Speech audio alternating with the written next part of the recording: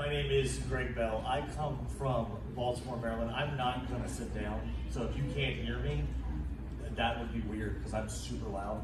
But if I talk too fast, definitely say, slow down, Joe. That's not my name, it's still Greg Bell. And I'm here from Baltimore. Okay, so we came all the way down from Baltimore.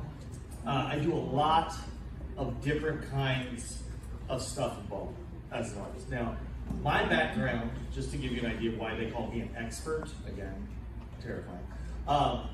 I started out as a musician, okay? Like when I was a young guy, I was determined I was gonna be a rock star.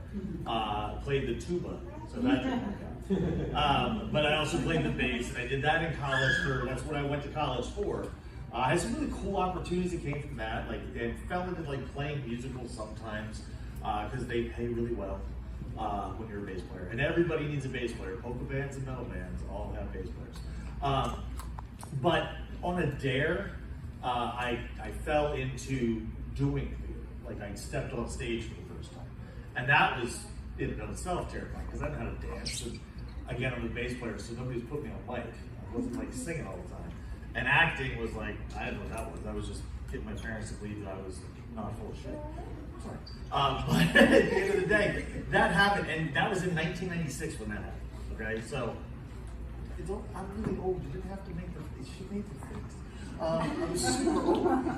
So yes, 1996 is when I first stepped on stage, and then after that, I fell into a lot of weird theater stuff, which was really cool because Baltimore. If you've never been to Baltimore, have you been to Baltimore? Okay, so no, it's great. Baltimore has a lot of really different kinds of theater that you can see. You've got professional theater, the stuff that's touring through, of course, but also like actual equity houses because we're only 3 hours from New York City. So we get big name actors down there all the time, taking up residency in different spaces all throughout Baltimore, but also Maryland. We have a ton of like community theaters that aren't just based out of church basements, but like actual institutions within the city. Something come to mind is like the Vagabond Players. It's actually the oldest theater in, I think, on the Eastern Seaboard. It's been around since the 1800s. But it used to be a brothel. Then there's the independent theater scene. Now, the independent theater scene is where all the weird stuff happens. Okay, because those guys don't have what all those other guys have, which is ultimately a space. Okay. So when you don't have a space, you got to get creative with how you're going to do stuff. Now, sometimes when you get into the space, okay, you've got a lot of things that you've got to consider, right? And just for the sake of today's discussion, like I've worked with dozens, if not hundreds, of different independent theater companies in a variety of ways in Baltimore. Playing in the pit, directing the shows, being on their stage, producing the plays, all sorts of different stuff, backstage, on stage, everything in between. And with all of these different places that I've been, some have been, yes, I've been sitting in a nice seat, you know, that's comfy, and I got paid on time, and the check cleared and everything, and it was awesome. And then sometimes it was like, hey, we're gonna do Little Shop of Horrors in a storefront in a bad part of town, and we're gonna make everybody enter in from the back alley, so that way we could just use the homeless population of Baltimore as the backdrop of Skid Row. Right? And that was cool, right? Because like everybody's like, what's going on? And then like there was one night where this guy just wandered in with Audrey and the dentist, said, what are we doing? We escorted him back outside, gave him some food, had a good day. But that's the beauty part of Baltimore, because Baltimore has all of these crazy little niche places. What we're going to do for most of today is we're going to talk about my time with a group that is no longer together called Guerrilla Theater Front. Okay, now Guerrilla Theater Front had a good like 18-month run right before the pandemic, and then the pandemic just didn't do it well. A lot of places didn't survive, as we all know. But in the short time the Guerrilla Theater Front was around, they did some of the craziest stuff that Baltimore ever saw, okay?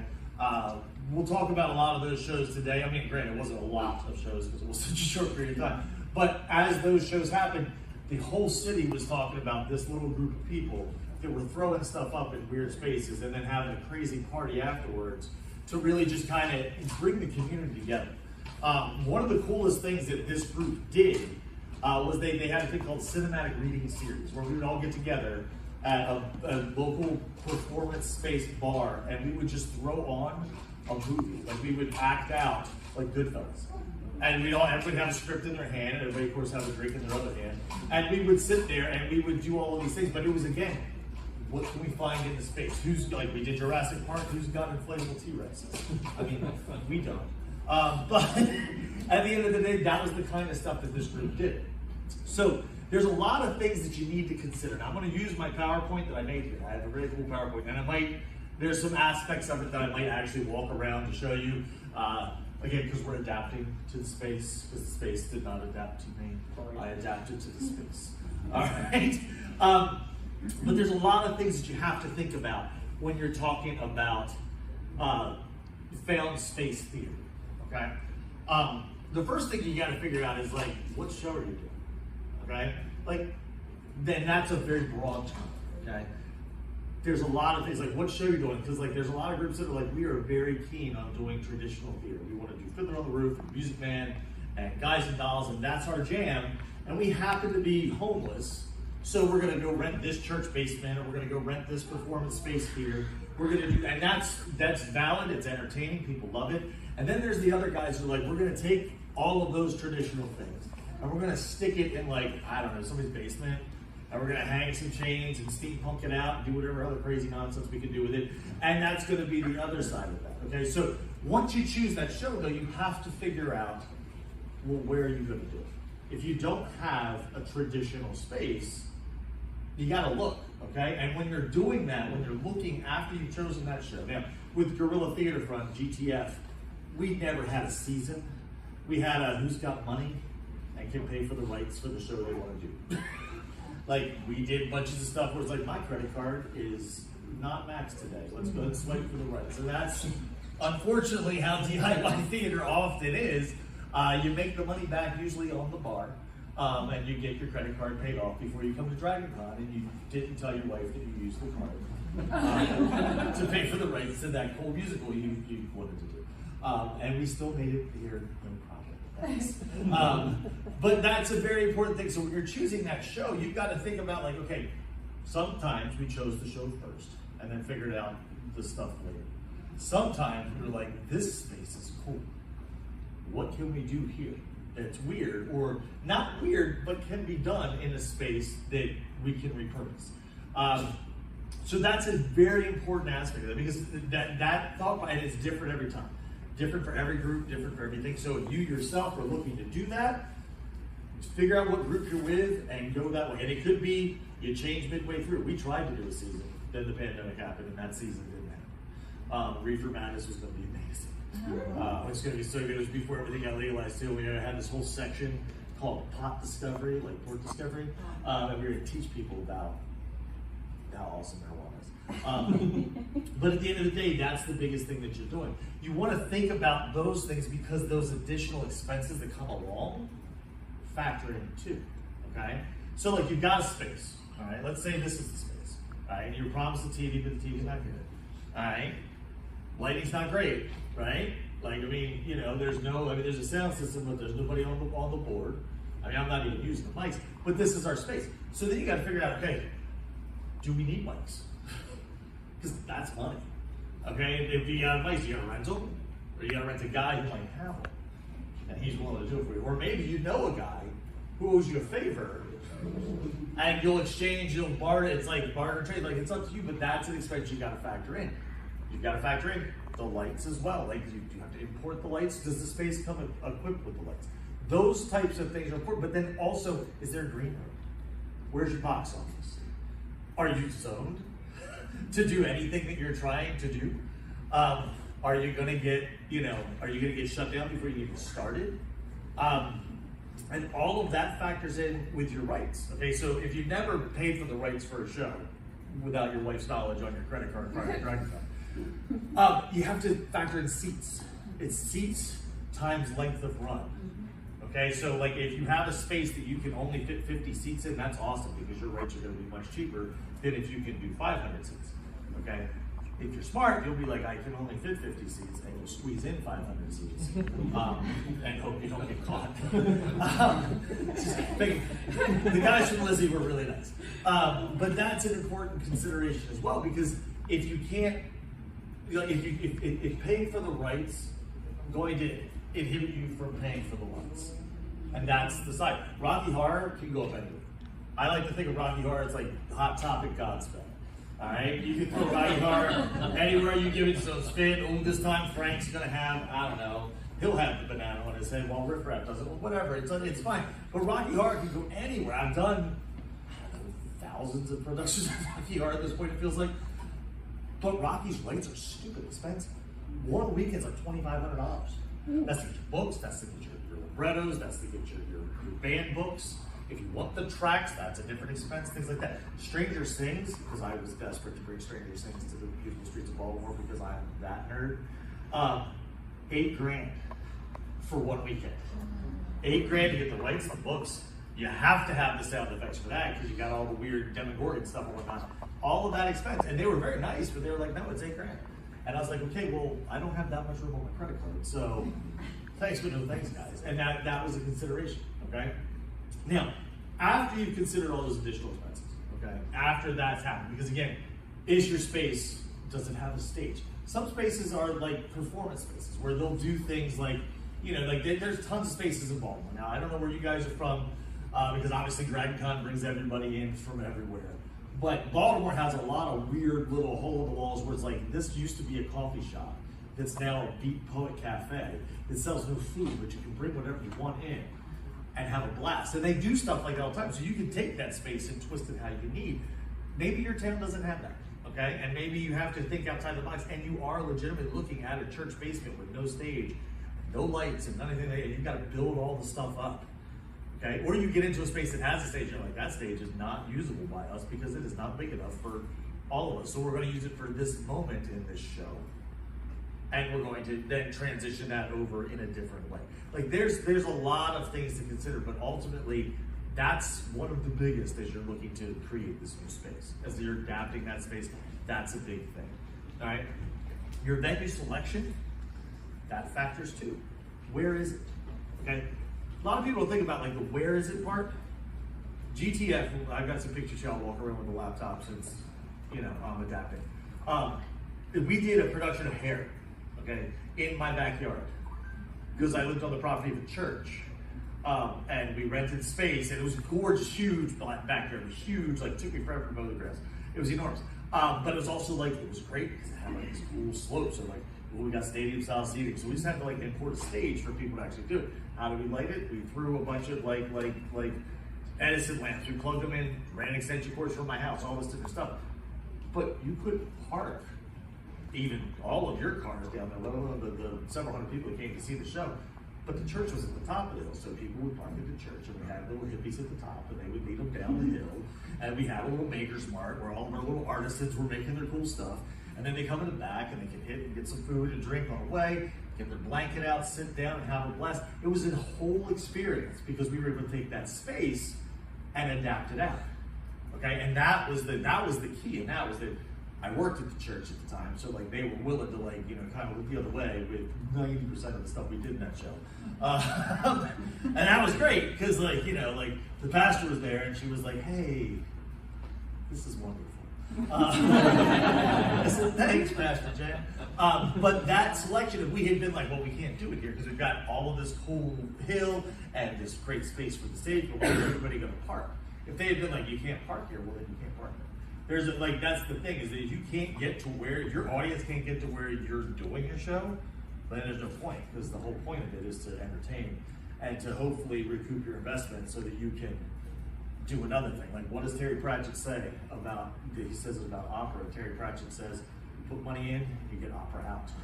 And there's no money coming back from opera, you're just giving it to opera.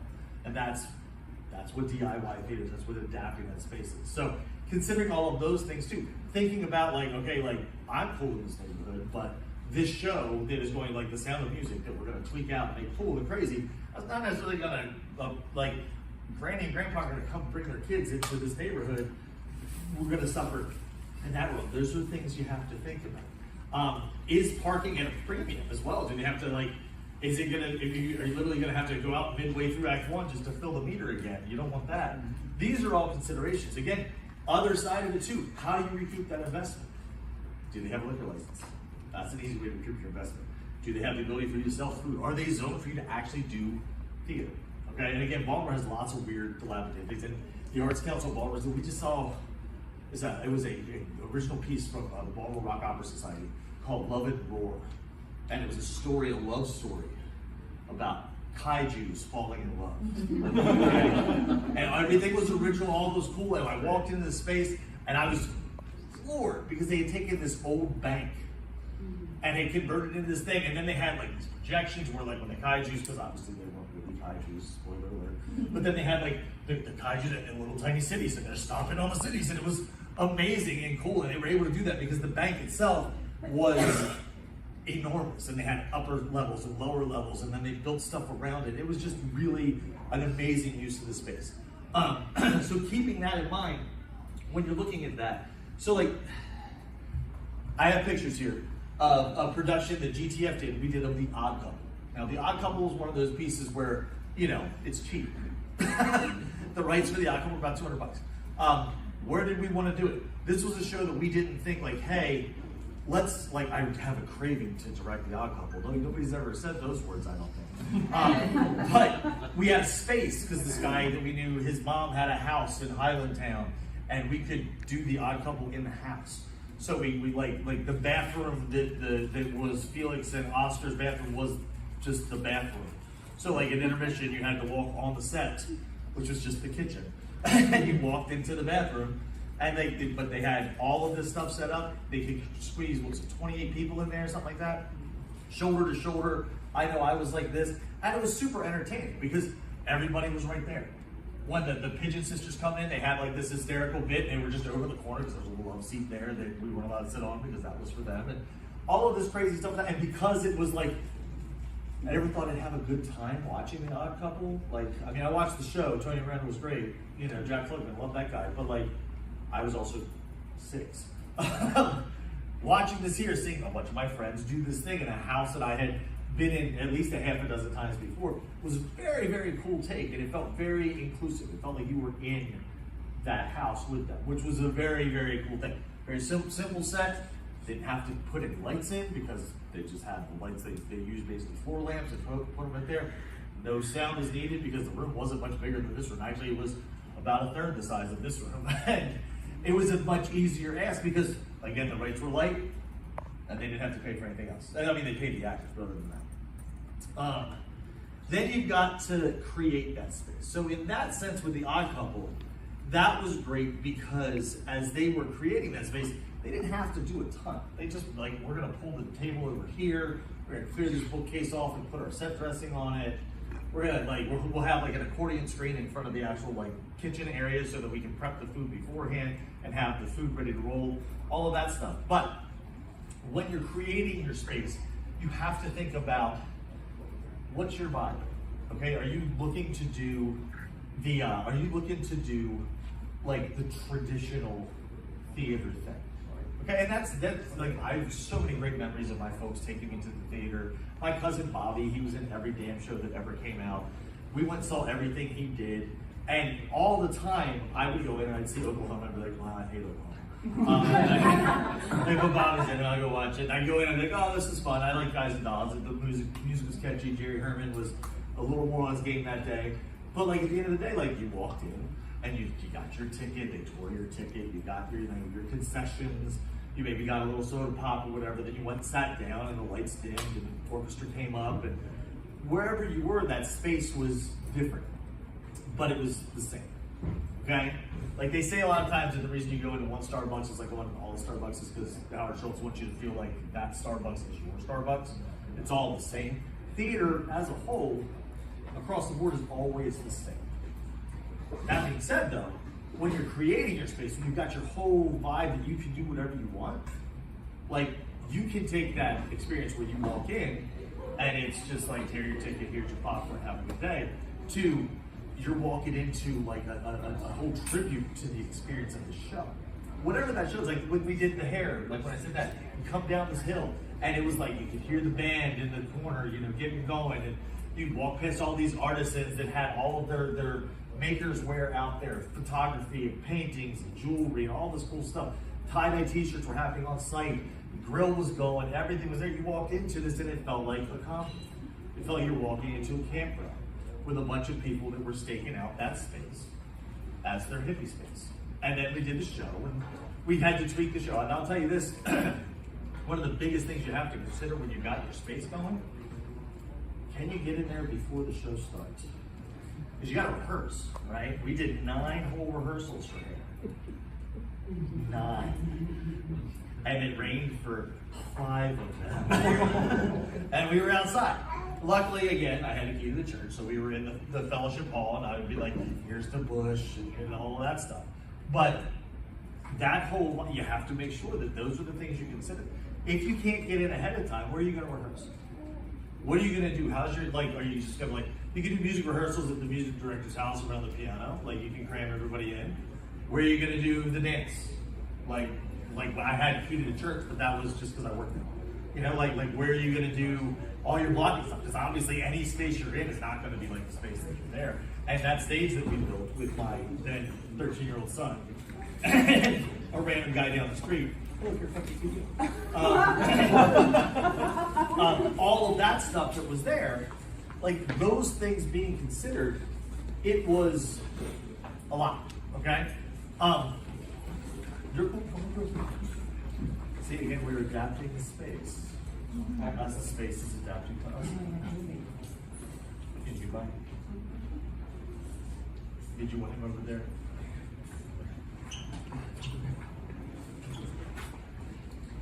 Okay, so those are the types of things that you really want to think about, okay? Because the show is it's not just a show. Like it's like the whole little, what's that meme with the little tiny iceberg and then the big like that. This is the fun part. I mean, all of it's fun ultimately, but like this part down here is a lot. There's a lot of things that happen before you even get there. Not just like casting and who's gonna do.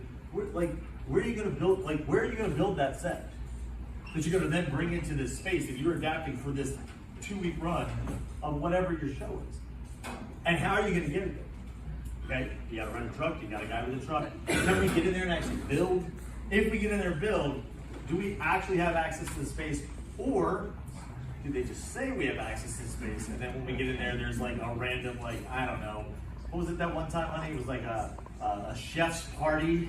Yes. Thing. I was like, why is there chefs, like a YouTube chef channel hanging out on my stage while I was building my set like 6 hours ago? I took lunch, came back, and they were, oh, we thought you were done. I was like, oh, okay, well, I gave you $5,000 for the space, so get out. Awesome. Thank you so much.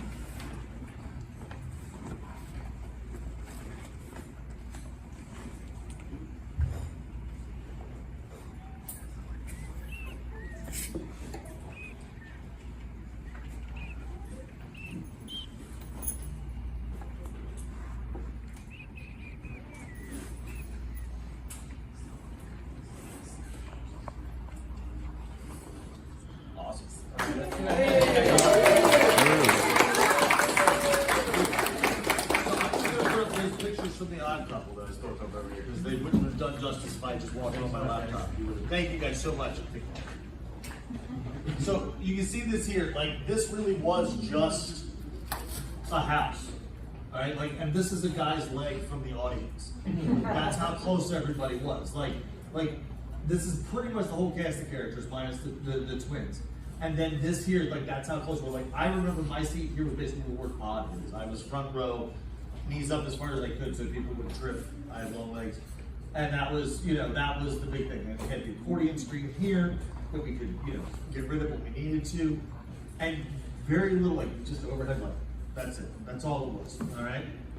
But I'm going to move this. I'm going to actually take this to the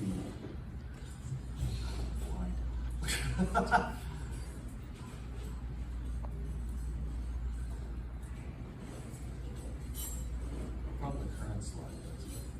Very good. Okay. So that, again, that was the odd couple there. This is just a fun picture of my friend Lance sleeping in my backyard. He helped create this space. Lance did a great job with that, but what you can see here, the picture is actually here on purpose as well. I just thought this was funny. This is the stage we built, okay? Like there's rugs and stuff all over it.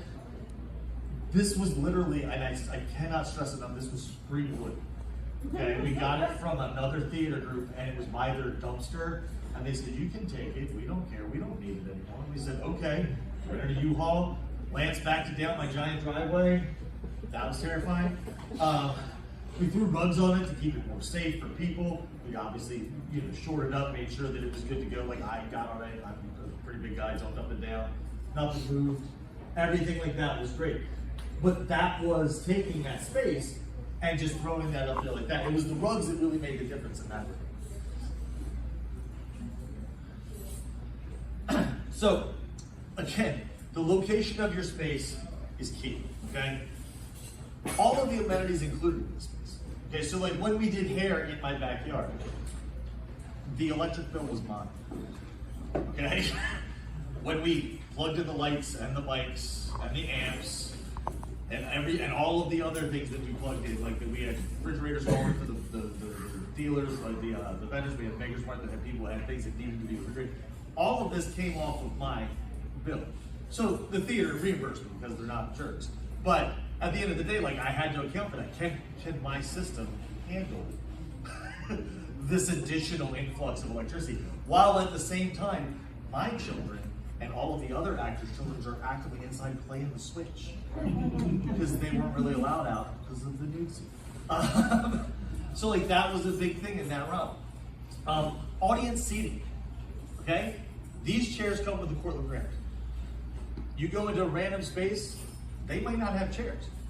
Where do you get chairs? You rent the chairs? Do you steal them from the church like I did? Not tell the pastor until she catches you? Because that's the thing that happens. What do you do? Like you have to figure those things out. And that's an expense because like again, if you can say 50 chairs but get 100 chairs in there, that in and of itself is going to be a huge boon for you, but you have to be able to recoup that investment, okay? And where are they gonna see? Like again, in hair, we had the whole hill. So we told everybody to bring blankets. We had extra blankets for people that maybe didn't bring blankets. We had chairs for people that couldn't sit on the floor. Because like if I had gotten on the ground, I would have died on that ground. I'd be there giving you this presentation from that same spot today. All right? That's how, like, that's the so, and then we have accessibility. You have to think about, is your show going to be accessible for people that have mobility issues? Okay? That hill, coming down that hill, anybody in a wheelchair would not have been good on that hill. It was like a 45-degree angle. Shoveling that thing almost killed me a million times when we lived there. That incline alone, so anytime somebody came in with a mobility issue, we made sure there was a group of people to help bring them down the hill. When we did things in other venues, we had to make sure, is there an elevator accessible? Is there a ramp? If there's not a ramp, is this a space we want to use? Do we want to limit our audience and people who may want to come see it that have mobility issues? Like, these are the considerations you have to think about. What are the cast and crew needs? Okay, because like your cast is there, sometimes in a voluntary capacity, sometimes they're getting paid, but they're never getting paid what they're worth. Okay? And they're there, where do they get to chill? Where do they go backstage? Is there a backstage? Like hair, nobody went anywhere. We had a giant bamboo forest.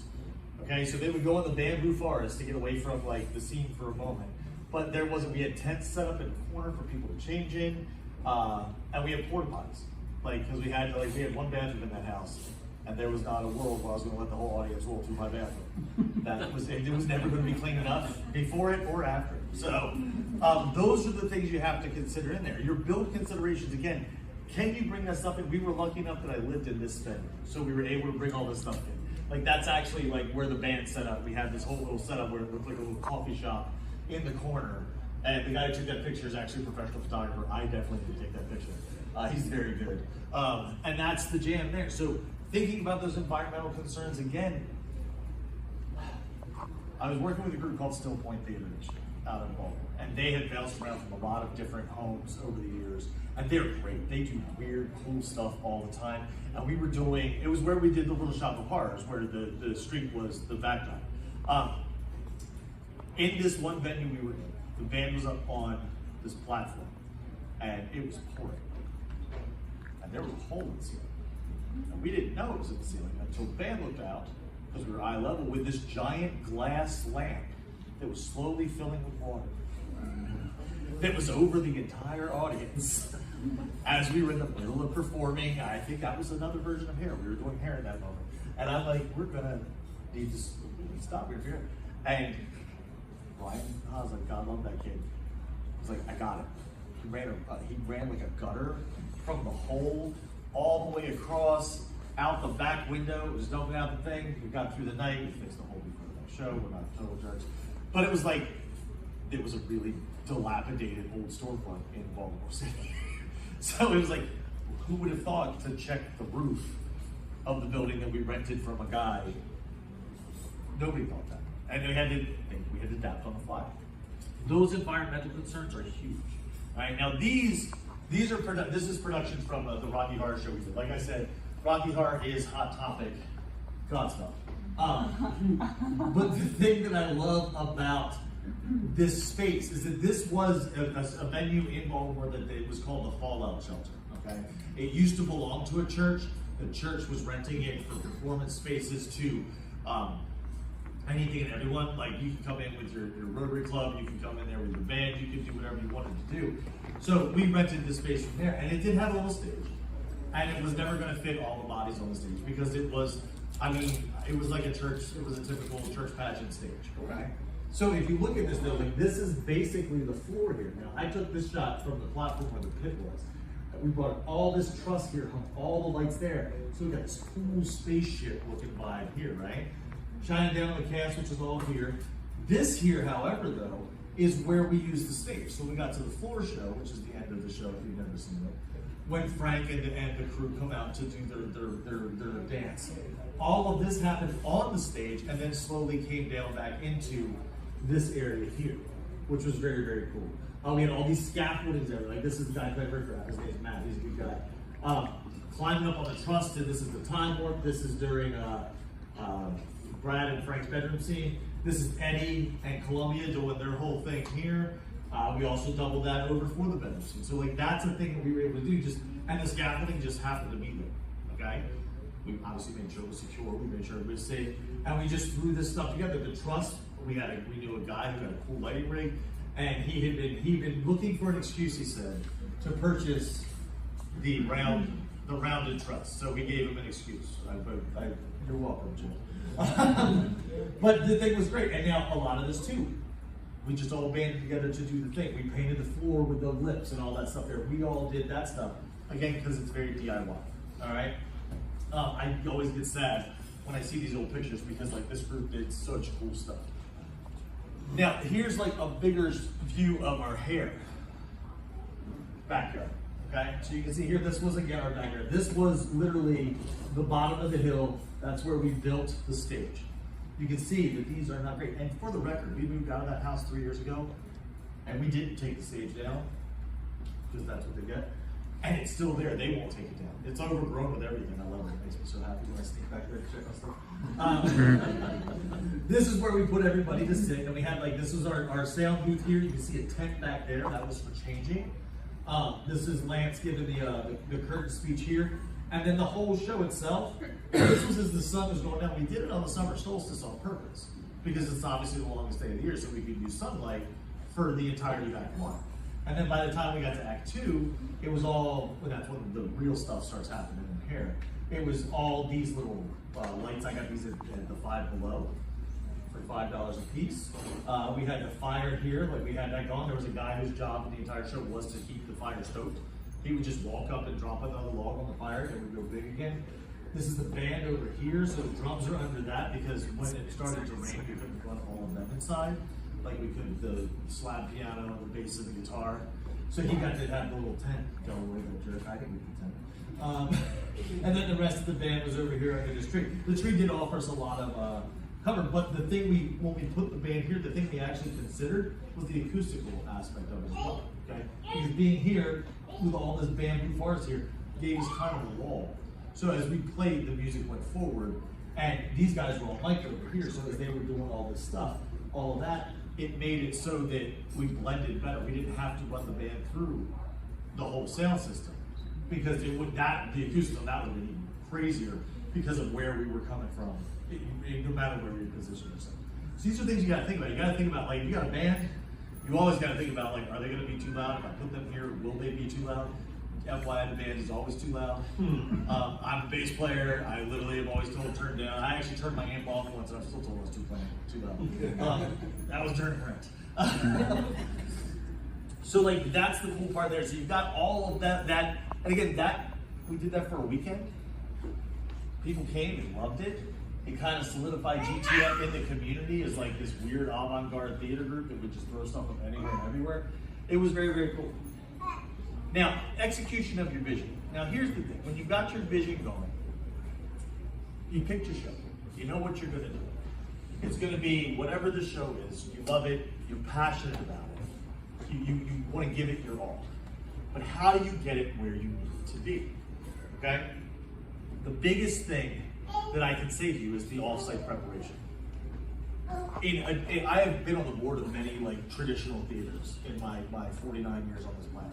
And literally every single time, we're like, we couldn't get anybody audition for this piece because of reasons, so we're gonna switch it to this piece. And then everybody comes and auditions. And they can do that because, again, they have the resources, they've got the space, they've got lights, they've got sound, they've got money. Like, be it grants or donors or whatever, they've got it. So, but when you're doing something that is adapting a space, you can't just shift like that. Because if you spend all of this preparation time building your vision for this one show, for like, I don't know, we'll say for Rocky Horror, and then they decide to go to Godspell because they just want to do regular Godspell, not Hot Topic Godspell, all right? Those are very different experiences. I mean, like, you can walk into a Godspell, I mean, I've seen some really crazy Godspells, but like, if you've got the lips on the floor, nobody's going to think they're there hearing the Gospel of Matthew. They're going to think they're there to see Rocky Horror. And that's the jam. So you've got to keep that off-site preparation good. You pick your show, you solidify your show, and you get your venue.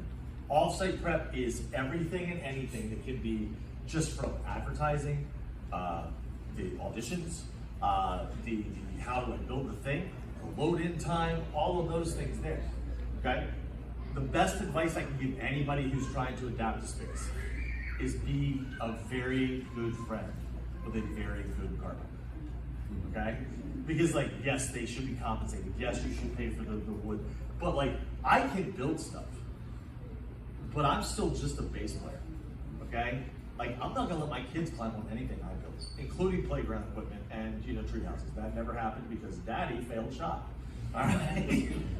Daddy can happily take the thing and look at the carpenter friend and be like, this, okay, I can screw this together. I can install this, but I need somebody who can do the math, okay? Because your actors have to be safe. Because the other thing when you're adapting a space, who's insuring it, okay? That's a huge consideration. Most of the time it's the venue you rent from, okay? And unless you're getting some weird storefront with a hole in the ceiling, most of the time it's the people that you're renting from. Sometimes it's wrapped up in the groups like 501c3 as well. Like, it just depends. The best way to do is have it be both. So if you're 501c3, you should have something like at least limited liability in there to cover that, okay? Those are important things that nobody thinks of when they're like, we all saw the Muppets. We all watched them get excited and put on a show. They go out building stuff, like Fozzie's hammering his hand into the board, like Herman's like, oh, Fozzie, and all that stuff. We all want to be those guys. But, like, legally speaking, you also want to make sure the stairs don't give out and people are walking up them, because actors are also litigious, okay? Watch your budget. Please watch your budget. Whenever you go over budget when you're adapting a space, it's not coming from the coffers, it's coming from somebody, okay? When we went over budget on literally everything that we've ever done ever, because I'm also terrible at math, we fronted the money. When I directed Rocky Horror, I had ideas for costumes that cost $1,200. My budget is $300. So I have $1,000 worth of costumes in my basement. It sometimes comes to direct me. And that's important, but watching your budget is going to be the key because you want to make that money back, okay? Being creative with what's available is again, it's a thing that we did here today, but it's also a thing, see what's available in your venue, okay? Do they have some chairs? Do they have the kind of chairs you want? Do they have the space for you to store your stuff? some of the stuff that I've got coming up here, we literally found the pieces in the venue, and I said, this will work for this one. And like, it's here, and they're like, you're renting the space, you have access to it. Like, we adapted aspects of certain places to make it, we made it look what we wanted to look like, but we adapted the space using the stuff that was in the space. Because again, that's more affordable, but also it's already there. So like, the guys know that it's there, you just put it back when you're done. Be patient with your team, okay? And that's your whole team. Like, not just the guys who are building your stuff, not just the guys who are hanging lights. When anybody is adapting a space, when anybody's doing anything in a voluntary capacity in any kind of way, it gets stressful. And you all are there for the same thing. You all want that goal. You're excited because you're passionate about this piece and you want it to be everything it can be. And the problem that we run into often is that we get pissed at each other because of something stupid as you told me you get those lights today, and then like, well, we're not talking for a week. Well, that's a week you lost productivity. So take a breath, take a walk, do what you gotta do. The easiest example of that is when you're dealing with like family, because that's what you guys are gonna be if you're putting together any space like that, which you'll feel incredibly close, okay? Staying on task, all right? That is a problem I always have. I am a chatty guy. All right, I will talk all day about nothing, and you'll leave feeling dumber for it. All right, sorry about that. Please rate me for a 5. Yeah. At the end of the day, staying on task can be the hardest part of it because again, you're there, you become friends, and because you're friends, you're like, hey, let's go get a drink. Let's take a break and talk about this thing, and then 2 hours have gone by, and the guitar player built the platform because he got tired of sitting on the floor. That happened once. I was the guitar player though, so don't climb on that side. But communication with everyone is key. Now, with everyone, that means the people you're working with and the people you're not, okay? You have to communicate with everyone. So yes, your team of builders, you're definitely communicating. Yes, your cast and crew, your director, your production team, you're communicating. But the guys who own the space, you gotta communicate with them too. When we did Lizzie the Musical, that space was amazing, and you'll see a bunch of that in the next couple of slides. But the guys who ran that place were the most non-communicative people I've ever worked with. So you would have, like, I came in one night, this is a true story, came in to build and run a rehearsal, okay? I had my whole cast there. I was running late because I had the stairs in my car that I had picked up from the guy. I was bringing them in so we could get that locking in. And my music director called and said, hey, is the sound guy here tonight? And I was like, nah, he's not supposed to be here for like 2 weeks. Okay, there's a guy here setting up DJ equipment. I'll be right there. So I walk up like, hey buddy, what's your name? And I don't know what the guy's name is because every time I asked him what his name was, he put a chicken nugget in his mouth and started chewing it. So I just called him Chicken Nugget because I don't know what else to call him. And as he sat there, and I was like, dude, what are you doing? And he was like, apparently there was an event happening 3 days from now. And he was setting up his DJ equipment then because he didn't have time to come back before the 3 days from now. And I was like, okay, so as he was putting things on the stage, the cast and I were taking off the stage. And I'm texting with the owners of the space, guys, this DJ Chicken Nugget is in my house. Can we get him off my house? Oh yeah, he wasn't supposed to come until Saturday. I was like, okay, can you tell him that? I mean, you can tell him that, right? Okay, I'll tell him that. It was a bad night. But that's the key, you gotta be able to communicate with those people. So if you get into a space where you go into a space and that guy who owns that space isn't good to work with, isn't fun to work with, don't ever go back. Like, you've got your contract, and if you can't do it then, break that contract and get out. Because if you can't hear them, they came in that space one day and told us that the place was a mess. And it was like, the place you're telling us we didn't clean up is not the part we rented. Well, you need to get in there and clean that. Okay. I know. That's the face I made. Yeah, multi-purpose, of course, they are your friends. If you can multi-purpose a piece, and anybody who comes to DragonCon and brings a bunch of costumes with them, you know the art of using the same pair of boots for like 3 cosplays, and using the same wig for like at least 2. You know, being able like my wife and my youngest kid, they wear the same size, so they can just double up cosplays. That's the thing they do. It saves you space. If you can multi-purpose a piece, if you can multi-purpose a person. If you've got a guy who's like, yeah, I'm great at building, but I also play, the drums. Hey man, you want to play the drums? Like, because I know you already, you're great, and I love that guy, so let's get you in here and we'll make you more of the family. And that's, do what you can, okay?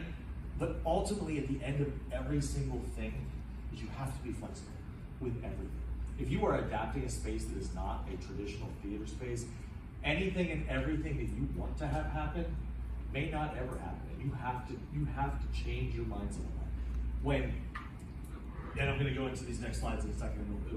When we decided to do Lizzie the Musical, now if you're not familiar with Lizzie the Musical, I say this in every DragonCon Theater Con on one, please check out the cast album for Lizzie the Musical. It is unreal. It's the greatest rock score I've ever heard in my life. I found it on Spotify on accident one day working overtime. It became my passion piece. I got to direct it. GTF was stupid enough to let me do it. And I was very excited about this piece. But the thing about Lizzie the Musical is that because it's such a rock show, they're like, oh, we'll just go to a rock venue. Like, that makes sense. It's a little out of bars. It's a place in Baltimore that they will let you do weird stuff sometimes. They're like, yeah, you guys can do Lizzie here. We're like, great. And we're like, what dates? We're like, here are our dates. Like, awesome, yeah, we'll put you on the books. Oh, wait, we can't do that day because we got this major label act coming through town and they're going to need that Friday. Okay, well, can we change it to next week? Nah, it's already moved up. So how about we give you like 4:30 on Saturday? I was like, this is my passion piece, so no, I'm definitely not going to do that. So we're stressing, okay? This show's supposed to go up in October of 2019. It is August of 2019, okay? I am this close to coming to DragonCon in 2019. We have one event with the GTF called the Garbage Bag Ball, which is our big fundraiser. And we're in this old warehouse in Hampton, which is old neighborhood in Baltimore, all right? We're in this little venue, the bar's over there, and like, we're all having a good time, everybody's having a good time. And somebody comes in, they have accessibility needs, we need to go in. So we go to the guy, we're like, hey, you said there was a ramp, where's the ramp? He's like, oh, it's over this way, come with me. So we follow this guy, okay? We go out, and it's a huge building, I mean, it's enormous, okay? So we go outside the place where we are, all getting fun, and we leave, and we go outside. And then we go up these steps on the outside, and we go in this little tiny door. Then we go down these metal steps into like Freddy Krueger's boiler room, okay? And I'm like, he's coming, he's gonna kill us. We're all gonna die. That's what's happening. He's mad at us. We didn't pay the bill. He's mad. We get in there, and it's this crazy art space that we had no idea even existed. Okay, like none of us even knew it was there. They had just kind of put it together. It was only starting to get kind of buzzed. So we walk in. This whole room there's no corners of the room. It's all weighted to photography stuff. It's really cool. I was like, that's awesome. Walk down this little like corridor. There's all these little studios to teach music lessons or build or whatever, and they all look like little like houses and storefronts. There's like porches on all of them. So each one of them had their own characters. Like you're walking in this little underground neighborhood, right? Then we go through these two double doors, and they're having in the middle of this event that we're having upstairs. There's an event downstairs, which can only be described as an open mic hip hop freestyle night / independent T-shirt festival. I have no idea what was going on. There were people making T-shirts and people over here rap battling. And there was projections on the thing, and I was a little drunk. And I was like, this is where we should do this. And so we started talking to the guy. And like, we just stumbled into this place. It's an old candy factory in Baltimore, okay? So that being able to be flexible and like take our heads out of that, like was my whole vision at that point had been the Autobahn. Like I've seen a million bands there. I played the Autobahn when I was a younger guy, being a rock star. Like I know exactly what can happen at the Autobahn. And then we went to this place where I was like, I don't even know where I am. Freddy Krueger's gonna kill me. Like, what's happening? And so we go into this space here, and this was the space, okay? So each one of these, bear with this, I'm hoping that they're sent. All right? Hang on, I think I need to share with this.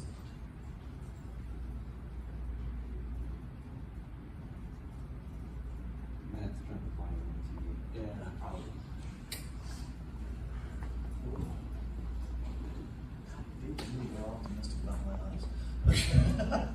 Let's see.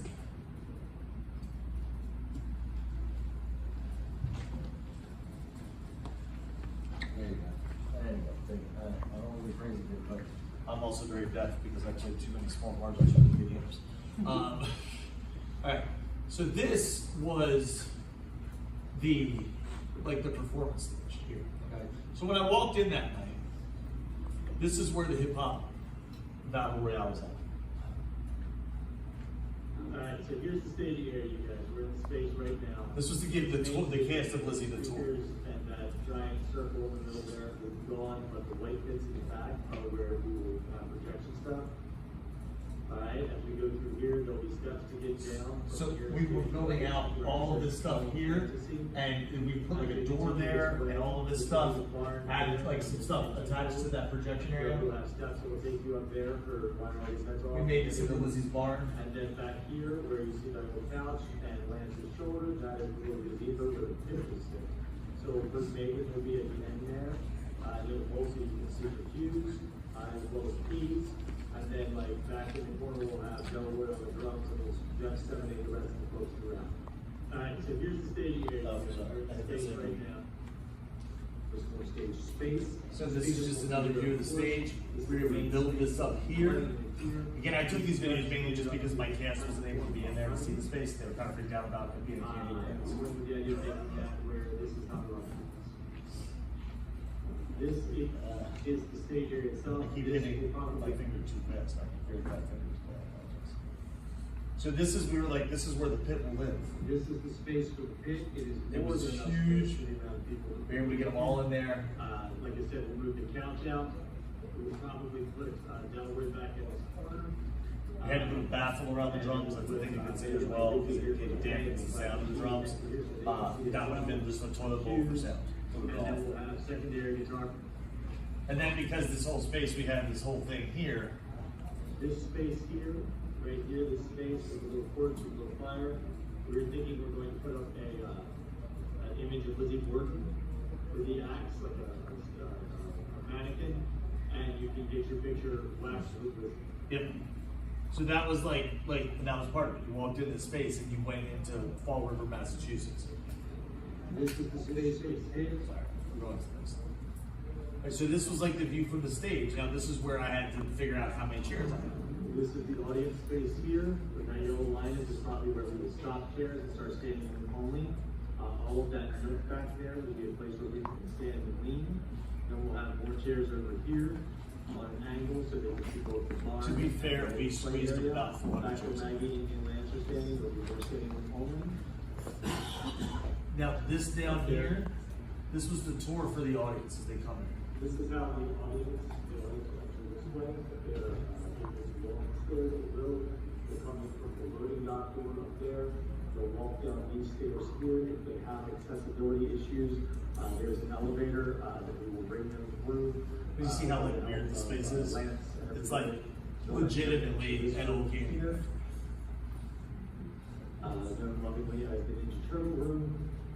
There's a giant stroke in on. This will be where the box office happens. So the crowd will come in here. This will be basically the least Lizzie Borden aspect of the space, where it will be more GTM focused. Then they'll walk through this door here. As they walk into here, this will be just kind of cool looking, creepy stuff, paintings everywhere. This is the accessibility elevator here. It's a giant freight elevator. It's very cool. And as they walk in here, this will be the Maker's Mark. So we'll have all of our spooky people doing all their spooky things, selling the spooky stuff. And then as they continue to walk, we need to expand the Maker's Mark out. We will push this wall back here, and then we will have that go back to the wall. So that area there. We'll continue walking through here. To this area, this is the concession area. This will be the bar and the booth. We'll have that set up in here. This will be all tricked out with some Edison lighting and things of that nature to add to the ambiance. Obviously, we'll be decorating as best we can all the way through. And then as they walk through the blue curtains here into space, this is where we're going into the performance space. So as they walk in, into the walkway that connects the two sides. As they walk in, this is where the standing room here. This is the Falls River, Massachusetts backdrop. Here we come across the pit, gazebo. There's the barn again. And then there's the main performance space here. Again, we can probably get about 50 to 60 chairs in here, maybe more. And then we have all the space here will be for audience. This big door here will be closed. So, like, I know that's all dry, and I apologize for that because I didn't do it for this. I did it 5 years ago. But we took all of this weird, cool candy factory that they had turned into like something. And we turned it into all this stuff. We got all these decorations and lights all through here. There's the pit, that was Meg, she was my stage manager. The cello. There's Delroy back behind that. I kept talking about Delroy, there he is back there. Here's Lizzie, this is right before she's about to go to Taunton. That's where she was on trial. And kind of waiting, by the way, was it working? This over here, this is the barn. We threw the lights on it to make it really, really like kind of pop in a lot of ways. We have all these weird little bird cages everywhere. Like everywhere, there were probably 400 bird cages all over the space because Lizzie Ford was obsessed with pigeons. In case you didn't know that, she was obsessed with pigeons. The thing that made her snap and kill her dad, according to the show, is to kill her pigeons. That's all speculation, but I do like the song. I don't really have with this. So this, bear with me, I thought it would be nice to end with maybe something. This is actually from one of the performances. I recorded it with my phone, but these cats wail for sure. But you can see the cool stuff we ended up doing with the space.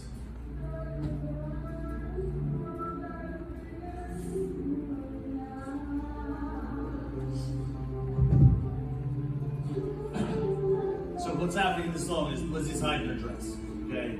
She's got to get rid of the dress. She's going to burn it up, okay? That's her sister, Emma, telling her to burn it.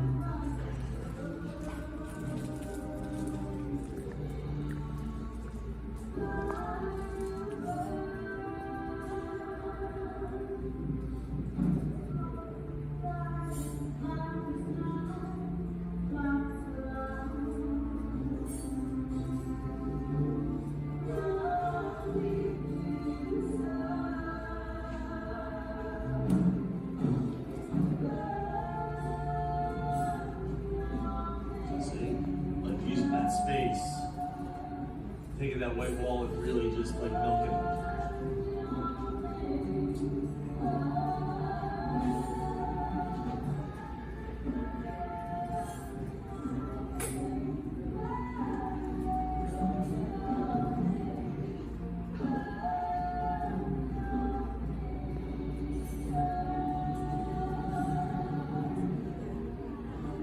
While this musical interlude's happening, because that space was set up like that, we were able to use projections for so much stuff. Like when Lizzie actually asked her parents, that was all projected. Like she wasn't on stage. It was a pumpkin, and it was just like all the stuff flying up. It was all silhouetted. It was really cool looking on that whole stage.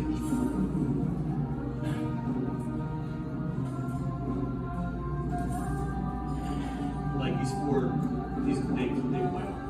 Still get goosebumps when I see this.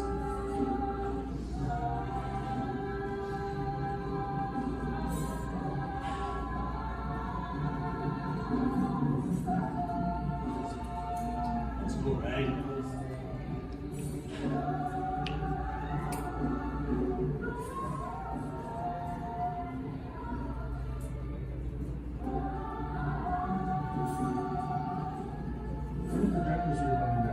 Say again? Just one. It was a really nice projector that the space had, actually. It was the space. Our guy didn't have as good one as they did, so we used it theirs.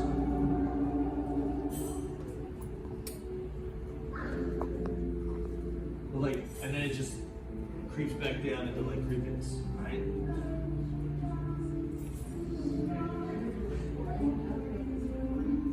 I've only got a couple of like songs. I tried to record it, and I used an actual camera instead of just my phone, and then the sound was garbage. But I got a couple of really good ones though. Like this one and Mercury Rising are the two that are the best. But and again, if you haven't listened to Lizzie Musical, please listen to Lizzie Musical. It's so pretty good. How many seats do you have in that show? In that show, in that space, we said 100 for the lights, and then we were able to continue to squeeze, and it ended up being close to 400. And there was a lot of standing room, and then we used a lot of couches. We brought those in. They had a lot of crazy stuff that we brought in for that. And then we did double performances. We did like a midnight show and an 8 o'clock show to maximize our revenue. And then after the midnight show, we just drank it to the morning. So that was kind of what we were known for.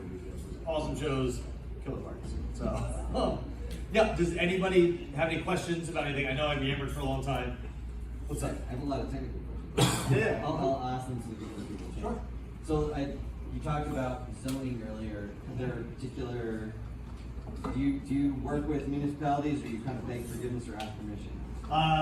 Depends on the day. Yeah. The 501c3 that we work through actually they cover a lot of stuff because they have a lot of different, we call them tentacles of that, the House of Bankers, and the GTF arm of that was underneath all the other stuff. So a lot of the things we were able to do with that was covered by the House of Bankers and other stuff because they did things like charity work and stuff like that too. So we were able to kind of like sneak it in that way because Lance, who you saw in this picture, his last name is Banker. So that's how we were able to do that. They had a lot of stuff with that. As far as like Lizzie, that space actually got shut down because they weren't zoned properly during the pandemic. They got shut down for that.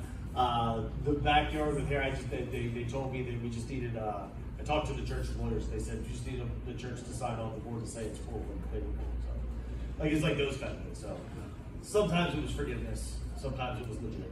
Is there any spaces that you find work better or worse as far as like zoning and? Anytime you can find like a generalized performance space, it's going to be better for you in the long run. Church basements are not always going to be zoned for that kind of stuff because they're unless that's what they become, because they're just like their church and they've got their specific insurance and stuff like that in place. But any place like Creative Labs, that's why we assumed that when they told us they were good to go, but they weren't. We should have done more digging. That's on us. But at the end of the day, the biggest thing is that those types of performance spaces that do the weird, like even if you can just book it to do this, you know, to give a TED talk and stuff like that. Those guys always tend to have it a little bit easier than that. So, yes. What exactly is the zoning designation you're looking for? It's going to depend on what you do. Okay. So when you get into the logistics, it's going to depend on where you are. It can be a county thing, it can be a city thing, it can be a state thing. But the biggest thing you want to make sure is that you've got the insurance in place. Okay, like that's the key because if anybody gets hurt, and that the insurance will cover that kind of event. That's key. Jumping question on that, just for a little more specific. Is there a particular insurance company that covers short run things like that in fine or? Not that like as a House of Banker covered us for everything. So like they had the long term stuff with that. So I don't want to say like do it on the residential because they got the ego, but like but no, I don't know of one that we're just looking for. But as far as the stuff that you're looking for though, you want to make sure that anything you're putting over, like if you're gonna sell liquor, you better have a license. If you're gonna have like food on site, you better make sure you got the stuff there that you need to have on the site. So all right, is this our Now we're out of time. So okay, we're out of time. can I ask y'all to give us our presenter a round of applause? Woo!